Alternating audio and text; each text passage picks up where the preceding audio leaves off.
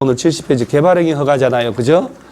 그리고 이제 개발행위 허가를 오늘 딱 배우고 그러고 난 다음에 프린터 세 문제하고 객관식 문제 모의고사 나온 거 다 풀어보는 거예요. 오늘 진도만큼 답이 툭툭툭 풀릴 거니까. 지금 1번에 여기 지금 도시군 계획 사업이란 말 나왔죠. 도시군 계획 사업에는 종류가 몇 가지? 도시군 계획, 시설 사업, 도시개발 사업, 정비 사업 말하거든. 그러면 객관식을 낼 때는 여기 지금 도시군 계획 사업이라고 됐잖아요. 그죠? 의하지 아니하고 도시군 계획 사업에 의하지 않고 이런 행위를 하려면 개발행위 허가를 받아라 이 얘기잖아. 그러면 도시군 계획 사업에 의해서 도시개발 사업을 한다든가 시설 사업을 할 목적으로 공작물 설치하고 형질 변경할 때는 이중으로 개발행위 허가 받을까 안 받을까? 안 받죠.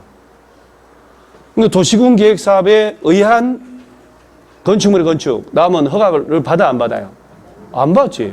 그러니까 이런 걸 설명할 때 제가 이렇게 보면 이제 딱 집중해서 잘 듣는 사람 있는가 하면 것에 딴 걸 해요. 진짜로. 다 보이거든요. 이렇게 보면. 개론 선생님은 여러분들이 딴짓해도 안 보이지만 나는 보이잖아요. 개론 선생님은 레이더가 안 높아서 안 보인다고. 여러분들 뒤에서 이게 다 보인다니까 이게. 제가 안경 이거 독일에서 수입한 특수 안경이기 때문에 러시아 KGB가 쓰는 안경이에요. 다 보여요. 뒤에 다 이렇게. 자, 도시군 계획 사업에 의하지 않고 이런 거 할 때가 봐. 이거 얼마나 자주 나오는데요. 그러면 도시군 계획 시설 사업에 의해서 도시개발 사업에 의한 건축물 건축 형질 변경. 그러면 개발행위 허가를 따로 받고 안 받고? 안 받아요. 도시군 계획 사업에 의한 하면 이 사업 절차를 거치는데 못 하려고 이중으로 개발행위 허가 받아요. 되게 자주 나온다니까 지문이. 그래서 도시군 계획 사업에 의한 경우에는 도시개발 사업을 하거나 정비 사업을 하거나 시설 사업을 할 때는 그 개별법에 따라 절차를 거쳤기 때문에 이중으로 개발행위 허가를 받을 이유가 없는 거예요. 자, 도시개발 사업을 하다 보면 수용 방식으로 불도저 밀고 환지 방식으로 입체 환지형 건물 짓잖아요. 재개발, 재건축 아파트 짓잖아요. 그죠? 그런 사업을 할 때 실시계 인가, 사업시행 인가 받아서 도시정비법에 따라서 도시개발법에 따라서 국토계획법에 따라서 시행을 하는 거거든. 그러면 거기다 건물 짓는다고 잠깐만 다시 개발행위 허가 받아올게 이렇게 해야 되냐고. 이걸 건성건성으로 줄치더라고 이게. 지대로 정확하게 이게 무슨 말인지 알고 가야 되거든요. 한 번만 그러면 계속 나올 때마다 이거 맞아 틀려 나오거든 사실은요. 도시군 계획 사업에 의하지 않고 이런 거 할 때만 허가 받는 거예요. 그 도시군 계획 사업에 의해서 할 때는 따로 허가를 받을 필요 없는 거예요. 자, 그럼 어떤 걸 허가 받냐? 이게 집 짓고 물건 사고 토토토 이렇게 되는 거 아니에요? 그러면 여기서도 객관식 문제 나올 때요. 건축물 건축 공작물 설치 저거 시험에 안 나와요. 왜? 안 헷갈리잖아. 그럼 뭐가 헷갈리냐? 물건 사는 거 이거 녹관자 이거 외워야 되잖아요. 그럼 녹지지역, 관리지역, 자연환경 보전지역 안에서 자기 집 마당 울타리가 아닌 곳에 물건을 몇 월 이상? 1개월 이상 사놓는 그럼 3주간 사놓는다. 허가를 받아 안 받아? 안 받지. 농림지역 안에 물건을 한 달 이상 쌓아놓을 때 허가를 받지 않는다. 맞아요? 틀려요? 그렇지. 그렇게 냈단 말이야 시험에. 그러니까 녹지지역하고 관리지역하고 어디서만? 녹관자. 그러니까 우리가 국토법에서 용도 지역 제도가 머릿속에 기본으로 안 돼 있으면 생각을 해야 된다고. 그러면 안 된다니까. 왜 공법은 매주 모든 기준이 농지법조차도 국토계획법상 용도지역이 있죠. 그놈이 중심으로 돌아가잖아요. 주거지역, 상업지역, 공업, 녹지지역. 녹지지역, 관리지역, 자연환경. 그죠? 녹관자. 자, 물건 사놓을 때 허가받는 것은 어디에서만? 녹관자. 그럼 다른 데다가 물건 사놓는 허가를 받을 필요가 없는 거예요. 그 다음에 형질의 변경이란 게 이 임야학 경사지를 쫙 잘라내는 절토를 하거나 그 다음에 성토는 지표가 도로보다 낮아 올려야 될 거 아니에요. 이렇게 농지를 성토 작업해야 대지로 바꿀 거 아니에요. 성토를 하거나 평탄화 작업을 하거나 포장 아스팔트 콘크리트 포장을 하거나 바다 매립하거나 이걸 다 합쳐서 뭐라고? 형질의 변경이라고. 그 토지의 형질 변경할 때도 허가를 받고 해라. 그런데 예외가 있단 말이에요. 이렇게 길게 시험을 내겠냐고. 그죠? 지문이 이렇게 길게 막 조성이, 그러나 버터 조성이 끝난 농지에서 농작물 재배 등등등 하려고 해서 객토다, 정지, 양수, 배수리, 어쩌고 저쩌고 이렇게 내질 않아. 간단하게 줄여서 경작을 위한 형질 변경은 뭐하고? 자주 나오잖아요. 자, 농사 지으려고 양수시설 설치하고 배수시설 설치하고 하려면 불도저로 공사도 할 일 있잖아요. 그럴 때 경작하기 위한 목적이기 때문에 개발행위는 아니잖아요. 개발행위 허가 받아야 돼요? 안 받는다고. 다시, 경작을 위한 형질 변경은 허가 대상이다 아니다? 아니요. 개발 자체가, 제목이 자체는 개발행위 허가, 개발이잖아, 개발. 그러죠? 농사 지을 목적인데 무슨 개발이에요? 단, 경작을 위한 형질 변경이라도, 지목 변경에 수반되면 그러하지 않다. 허가 받으란 얘기예요. 이렇게 말귀를 알아듣게 하거든요. 이렇게 수업 시간에 몇 번 얘기해서. 일주일 뒤에 문제 풀잖아요. 아니, 하나도 안 보여요. 문제. 수혈을 하고 싶어. 수혈. 누워서. 자, 5cc 다 가져가. 그리고 피가 말라 죽어버려, 내가. 자, 지목 변경 수반된다. 이 얘기해 보세요. 임야를 농사 지으려면, 자, 전으로 바꿔야 될 거 아니야. 그죠? 농지로 바꿔야 되잖아. 네. 그러면 농지가 임야가 전으로 바뀌는 거 지목이 바뀌어 안 바뀌어요? 바뀌어요. 그럼 여러분 임야가 비싼 땅이요?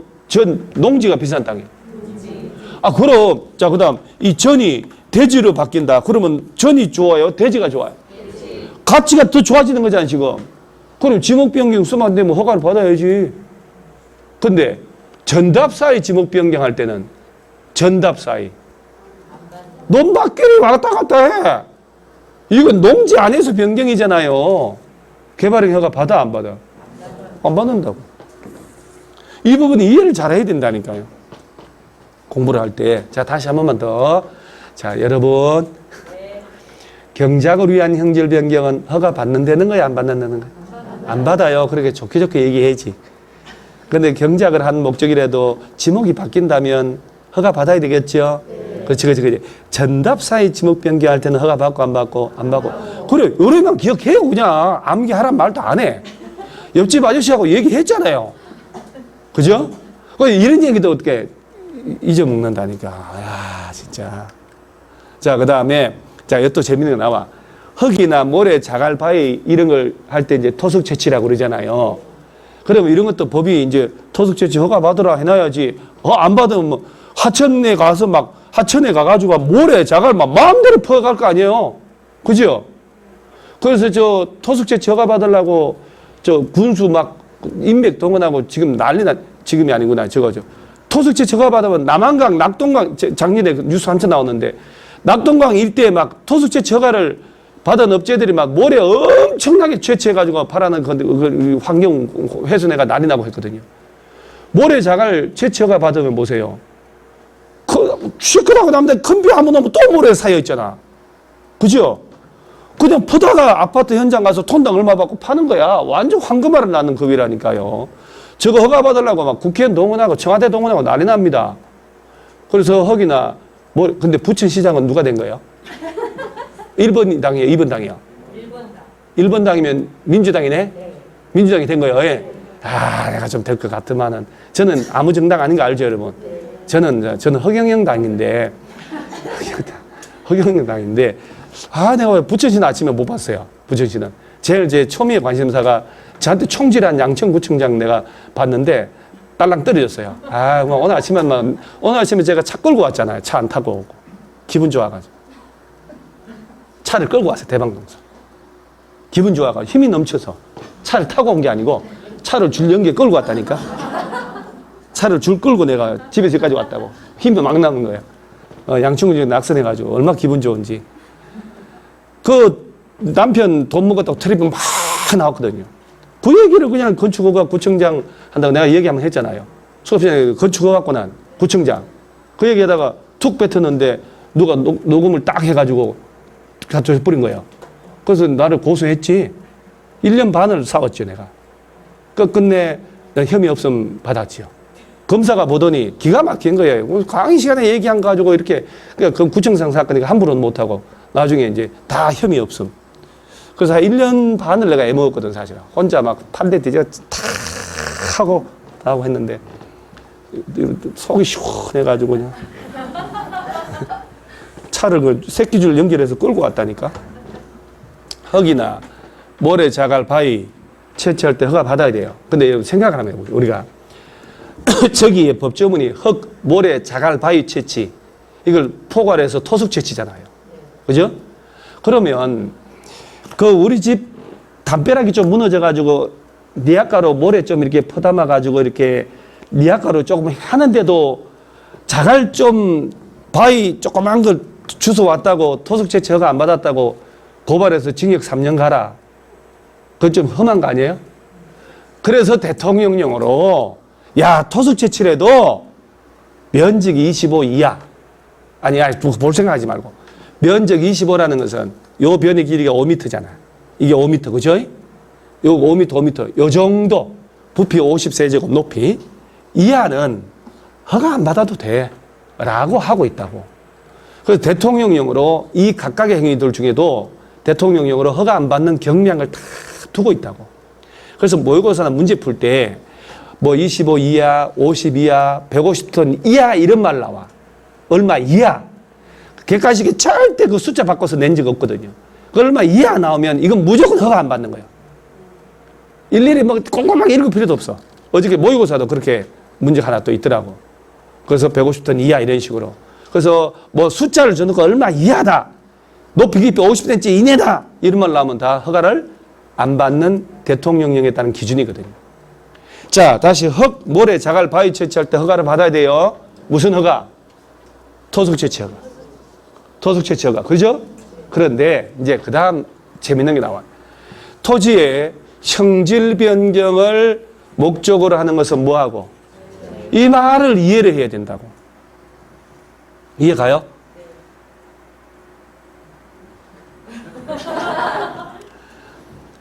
아까 경사지를 막 잘라내고 막 절토하고 막 하잖아요. 산을 깎아내고 막 이렇게 하거든요. 그러면 이 절토를 한다고 형질변경 허가 받았을 거 아니야. 그럼 이제 공사하려면 산을 깎아내려면 형질변경 허가 받았으니까 깎아내려면 이제 불도저 가고 포크레인도 막 파낼 거 아니야 이렇게. 그러면 그럴 때마다 잠깐만 토속채취 허가 받고 올게. 이중으로 그렇게 해야 되냐고. 형질변경 허가를 받았고 그 형질변경을 목적으로 할 때는 토속채취 허가를 이중으로 받을 필요가 없다 이 말이에요. 뭘 맑게 알아듣고 외워야 되잖아요. 막 외우는 게 아니고. 그러면 자 다시 형질 변경을 목적으로 하는 토속 채취라고 나오면 이거 허가를 받는 거야 안 받는 거야? 그렇지. 형질 변경을 목적으로 하지 않는 단순히 이런 채취할 때는 허가 받아라 이 말이요. 형질 변경 허가를 받았으면 따로 토속 채취 허가 받을 필요가 없다. 그래서 다음 중 허가 대상은 몇 개냐? 개발행 허가 안 받는 게 몇 개냐 나올 때 토지 형질 변경을 목적으로 하지 않는 토속 채취, 토지 형질 변경을 목적으로 하는 토속 채취 이렇게 나온다고. 다시 한 번만 이렇게 어깨 한번 펴고요.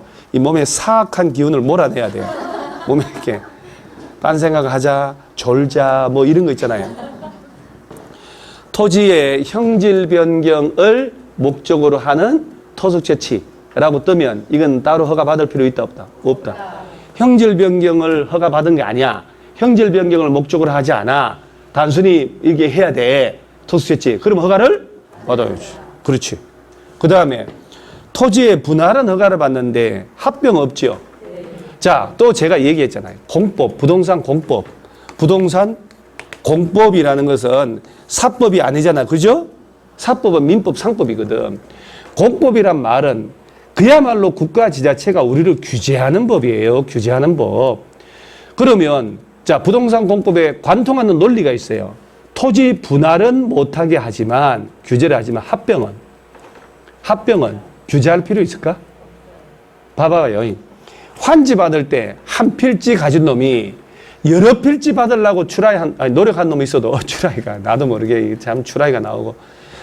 그런데 여러 필지를 받을 놈이 하나만 받겠다고 합치는 놈이 있겠냐고. 자, 재개발, 재건축할 때 다세대 주택이면 세대별로 입주권 나오잖아. 다가구는 한 개만 나오잖아요. 단독이니까. 그럼 다세대 주택을 가지고 돈 주고 다 사가지고 다가구로 딱 바꾸겠냐고. 그죠?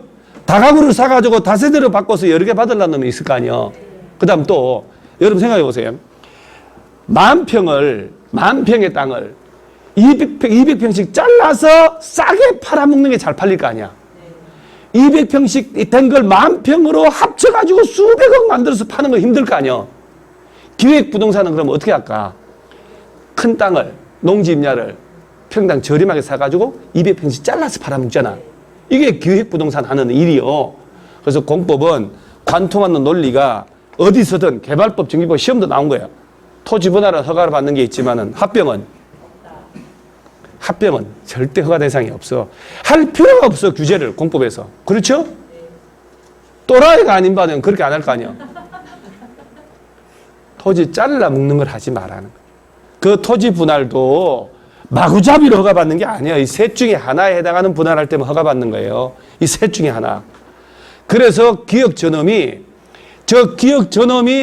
전국의 기획부동산업자 200군데가 넘는 것을 죽여놓은 조문이 바로 전업이에요.